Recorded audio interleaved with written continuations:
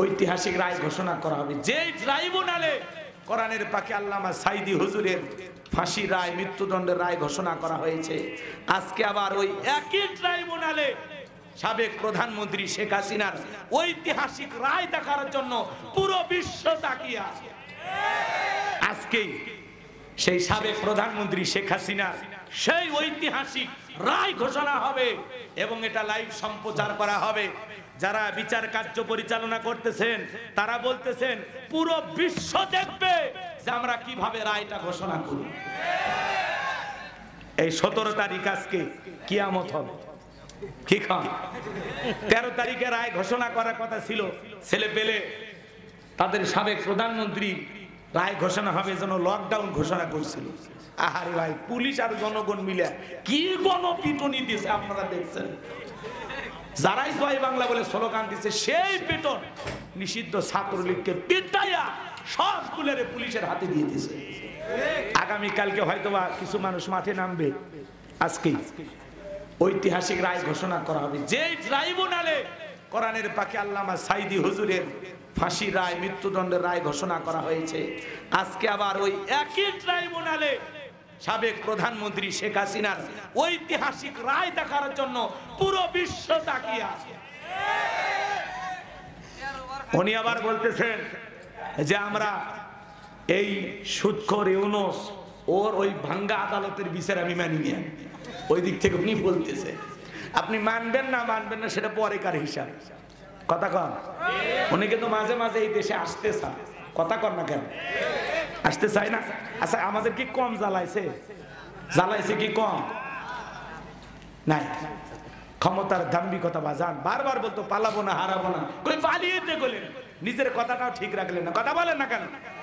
দেশে আগুন লাগাইয়া জনতারে জ্বালাইয়া, দেশে আগুন লাগাইয়া জনতারে জ্বালাইয়া, পালাইয়া ছাইরা গেলে ঢাকা, গণভবনটা এখন ফাঁকা বগুড়ে, গণভবনটা এখন ফাঁকা। দেশে আগুন লাগাইয়া জনতারে জ্বালাইয়া, আলেমদের জ্বালাইয়া, দেশে আগুন লাগাইয়া পালিয়া ছাইরা গেলে ঢাকা, গণভবনটা এখন ফাঁকা বগুড়ে, গণভবনটা এখন ফাঁকা। আপনি আসেন, এই দেশে আপনার বাবার কালকে রায় হবে, আপনি আদালতের সামনে দাঁড়ান যে আমি এক সাবেক প্রধানমন্ত্রী, আমার বিরুদ্ধে কে রায় দেবে? বাপের বেটাকে। আসেন তো, বাইশ থেকে অনেক কথা বলা যায়।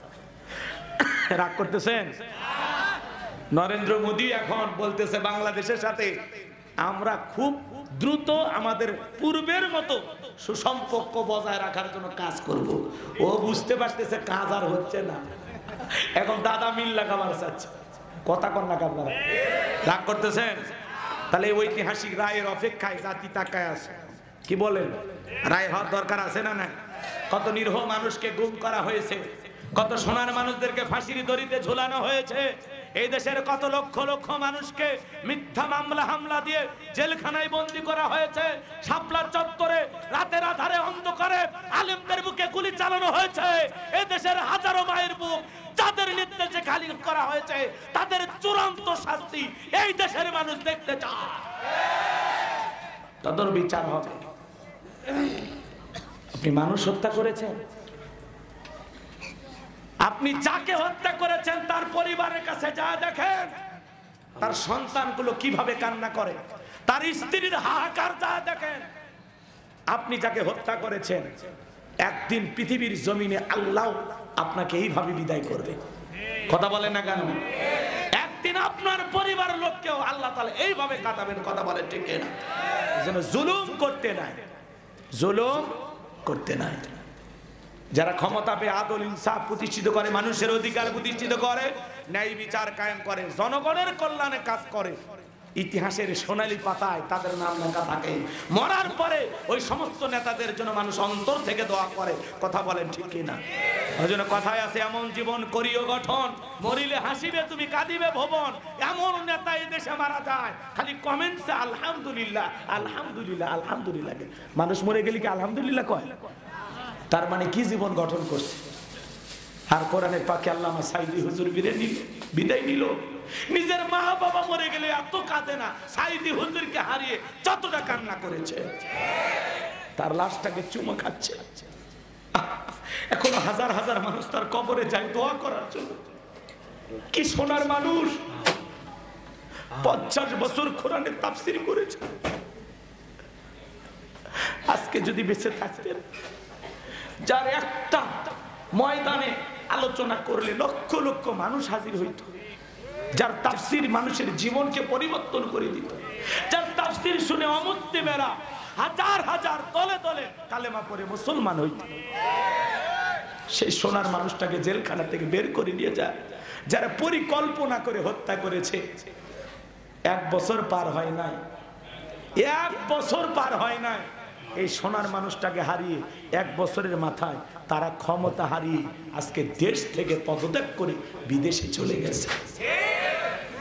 এজন্য বাজার আলেমদের প্রতি যারা জুলুম করে, আলেমদেরকে যারা লাঞ্ছিত করে, বিশ্বের মানচিত্রে আল্লাহ আজকে তাদেরকে লাঞ্ছিত করেছে। কই নাই তো তারা। এই জন্য আগামীতেও যারা ক্ষমতায় আসবেন, আপনারা যদি একই পদ্ধতি অনুসরণ করেন, আগামীতে যারা আলেমদেরকে লাঞ্ছিত করতে চাইবেন, আলেমদের টুটি চেপে ধরবেন, মনে রাখবেন এই একই পদ্ধতিতে আপনাদেরকেও পালাইতে হবে। হয়তো ইনি হেলিকপ্টার পাইছে, আপনার ভাগ্যে হেলিকপ্টারও জুটবে না। অতএব আলেমদেরকে সাথে নিয়ে কাজ করেন, আলেমদেরকে মাইনাস করে আগামীতে বাংলাদেশে কোনো কিছু করতে দেওয়া হবে না। এ কথা বলেন না কেন? ইসলামের পক্ষে আলেমদের পক্ষে কারা কারা আছেন হাত তুলে দেখা। লিল্লাহি তাকবীর, লিল্লাহি তাকবীর। এই জমিন মুসলমানের জমিন। আমরা না হতে চাই ভারতের গোলাম, না হতে চাই আমেরিকার গোলাম, আমরা আল্লাহর গোলাম। এই দেশ আমাদের, কথা বলেন। বাংলাদেশ আমাদের, কথা বলেন ঠিক না?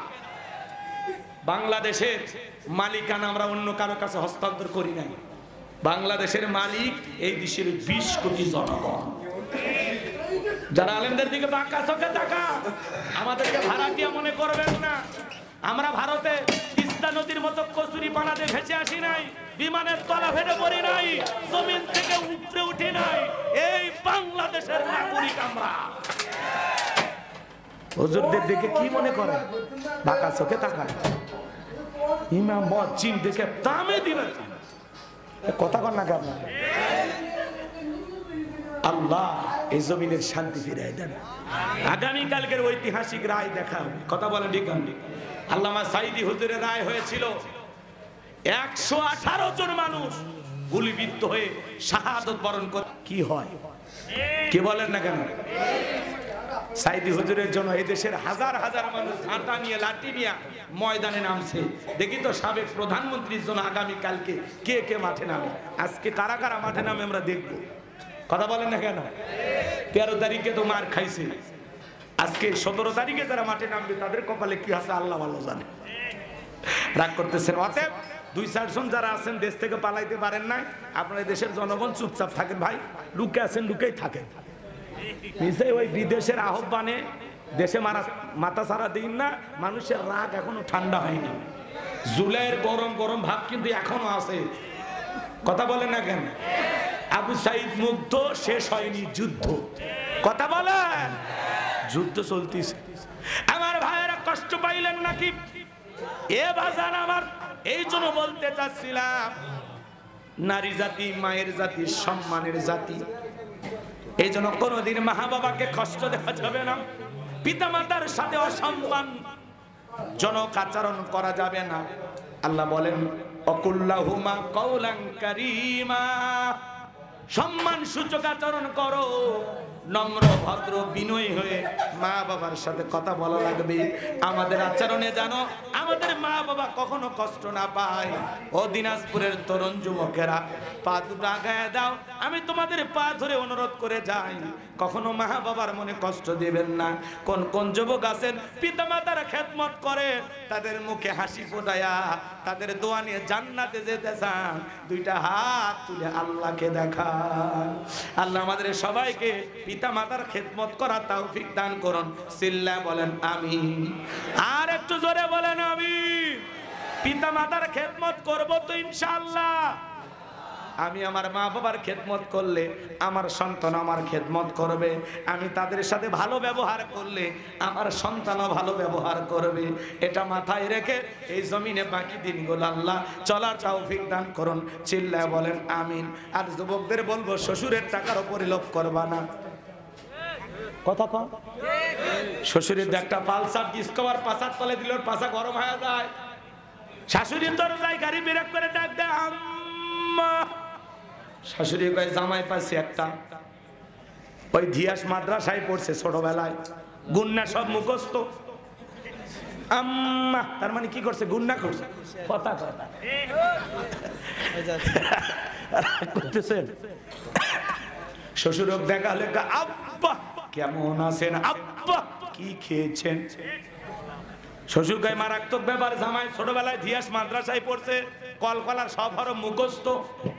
শ্বশুর দেখা হলে আব্বা কয়, শাশুড়ি দেখা হলে আম্মা কয়। শ্বশুর শাশুড়ি বিয়ের পরে হয় আব্বা আম্মা, আর মা বাবা হয়ে যায় পুরাপুরি তোর কবর লাত্তি আর গুড়ি। মরার পরে ফেরেশতারা বাইরা ফুটা করবে ভুরি, জাহান্নামে হবে তোর বসত বাড়ি। কপালে যদি জান্নাত লিখতে চাও, মা বাবার পায়ের কাছে যায় মাপ চাও। ভুল করছো মাপ চাও। মা বাবার অন্তর নরম না, কথা কম।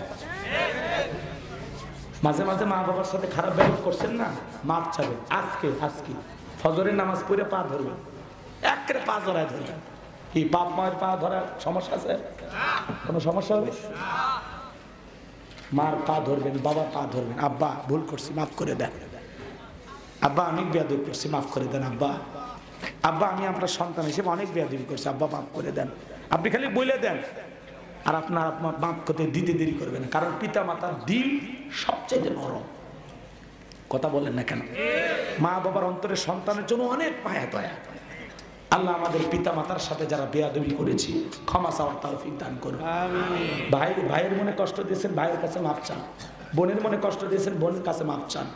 প্রতিবেশীর মনে কষ্ট দিয়েছেন, প্রতিবেশীর কাছে মাফ চান। আর আমরা এমন আছে না, হুজুর কিয়ামত হবে, আমি আমার ওই ভাইয়ের সাথে কথা বলবো না। হুজুর কিয়ামত হবে, ওই বাপ মামা। আপনার মতো মফিজকে কে বুঝে? আপনি তো মানে ঘাড় বেকালো, মানে ঘাড় বেকা। আপনার সোজা করার ওয়াজ আমার কাছে নেই। আপনি সোজা হবেন যেদিন দেহের ভিতরে জাহান্নামের আগুন জ্বলবে, সেদিন বুঝবেন ইস হুজুরের কথা শুনে যদি মা বাবার দোয়া নিতাম, মাপ চাইতাম। কথা কি বুঝতে পারলাম? দুনিয়াতে অহংকার করবেন না, বিনয়ী হবে। আল্লাহ বুঝদান করুন, জোরে কোন আমিন। এইবার আল্লাহ রাব্বুল আলামিন বলেন, লোকমানে হাকিম তার কলিজার টুকরা সন্তানদেরকে বলতেছেন, ইয়া বুনাইয়া ইন্নাহা ইন তাকু মিসকালা হাববাতিন মিন খারদালিন ফাতাকুম ফি সাখরাতিন আও ফিস সামাওয়াতি আও ফিল আরদি ইয়াতি বিহাল্লাহ ইন্নাল্লাহা লাতীফুন খাবীর। লোকমানে হাকিম ডেকে বলতেছে, আমার বর্ষ আমার কলিজার টুকরা সন্তান, তুমি যদি সরিষার দানার পরিমাণে কোনো কিছু করে থাকো, সেটা যদি শিলা করবে থাকে, আকাশে থাকে কিংবা মাটির নিচে থাকে, আল্লাহ তাআলা এটাও তোমার আমলনামায় হাজিরি করবে। আল্লাহ সূক্ষ্মদর্শী, আল্লাহ সব বিষয়ে খবর রাখেন। তাহলে বলেন তো বাজান, গোপনে প্রকাশ্যে আপনি যদি সরিষার দানার পরিমাণে ভালো নেক আমল করেন, আল্লাহ এটাও আমলনামায় হাজিরি করবে। আবার যদি সরিষার দানার পরিমাণে গুনাহ করেন, এটাও আল্লাহ হাজিরি করবে। যুবকরে মনে করে না জঙ্গল প্রেম করার জন্য মঙ্গল, জঙ্গলে কেউ না দেখলে একজন দেখেন, তিনি কে? আপনি গোপনে পানির নিচে গুনাহ করতেছেন, আকাশে বিমানে উঠতে গুনাহ করতেছেন, কারো জানালায় দরজায় গিয়ে গোপনে কথা বলতেছেন, কোন পার্কে যায় গুনাহ করতেছেন, কোন হোটেলে যায় গুনাহ করতেছেন, পৃথিবীর কেউ না দেখলে একজন দেখতেছেন, তিনি কে? এজন্য যুবক গোপনে প্রকাশ্যে গুনাহ করা যাবে না। রাতের আধারে দরজা লাগাই একা একা উল্টাপাল্টা মোবাইলে ভিডিও দেখতেছো, কথা বল না কেন? এরকম যুবক আছে না নাই? এই যুবক, এই মোবাইলের ওজন কম, কিন্তু মোবাইলের মাধ্যমে পাপের ওজনটা অনেক বেশি। যুব সমাজের চরিত্র নষ্ট করছে মোবাইল। কথা বলে না কেন? পেটে ভাত নাই, কাপড় নাই, কিন্তু মোবাইল সারা ছেলের দিন যায় না। এরকম ছেলে আছে না নাই? কষ্ট হচ্ছে? থাক, দোয়া করি, অনেক রাত হয়েছে তো। হ্যাঁ ঠিক আছে, দোয়া করাই ভালো। শোনেন, আরো 2-3টা আয়াত আছে, বুঝতে গেলে আরো সময় লাগবে, কিন্তু আপনার যেভাবে কথা করছেন মানে একেবারে শুতে গেছে, আপনাকে মানে কাতুকুতু দিয়ে আর তোলা যাচ্ছে না, এরকম একটা অবস্থা। আচ্ছা বলে তো, এই মোবাইলের কারণে যুব সমাজ নষ্ট হয়েছে না ভাই? আমাদের চরিত্র নষ্ট হয়েছে কিনা বলেন? দেশে মোবাইল আইছে, চিঠি বন্ধ হইয়াছে, দিওয়ানা বানাইছে, পোলা মাইয়ার মনের কথা ভাসে বাতাসে। দেখো পোলা পানের মন বাদা ফেসবুকে এখন, মোবাইলে চ্যাটিং কইরা কাটায় সারাক্ষণ। এই মোবাইল পাইয়া দেখো মদনের মাইয়া, এই মোবাইল পাইয়া দেখো রমজানের মাইয়া, কি কাণ্ড ঘটাইছে, স্বামী সংসার রাইখা নাকি পালাইয়া গেছে। 2 বাচ্চার মা, 4 বাচ্চার মা পরকীয়া প্রেম করে আর একটা ছেলের হাত ধরে পালিয়ে যায়। যে নারী স্বামী রেখে সন্তান রেখে আর একটা পর পুরুষের হাত ধরে পালিয়ে যায়, ওটা নারী জাতির কলঙ্ক, ওটা বিশ্বাসঘাতক, ডাইনি, রাক্ষসী মহিলা। কেমনে পারলি মা? ও বোন, কেমনে পারলি? স্বামী রেখা সন্তান রেখা আর একটা পর পুরুষের হাত ধরতে কেমনে পারো? এ কথা কম, সমাজে এগুলো ঘটতেছে না? আসসালামু আলাইকুম প্রিয় ভাই ও বন্ধুরা, ভিডিওটা শুরু থেকে লাস্ট অবধি দেখার জন্য অনেক অনেক ধন্যবাদ। এরকম নিত্য নতুন সুন্দর সুন্দর ওয়াজ পেতে হলে আমাদের চ্যানেলের সাথে থাকবেন, আমার চ্যানেলটা সাবস্ক্রাইব করে আমার পাশে থাকবেন। আর নিত্য নতুন ভিডিও প্রতিদিন আপনাদেরকে উপহারের জন্য নিয়ে আসবো। তা সবাই ভালো থাকেন, সুস্থ থাকেন, বিদায় নিচ্ছি। আল্লাহ হাফেজ, আসসালামু আলাইকুম।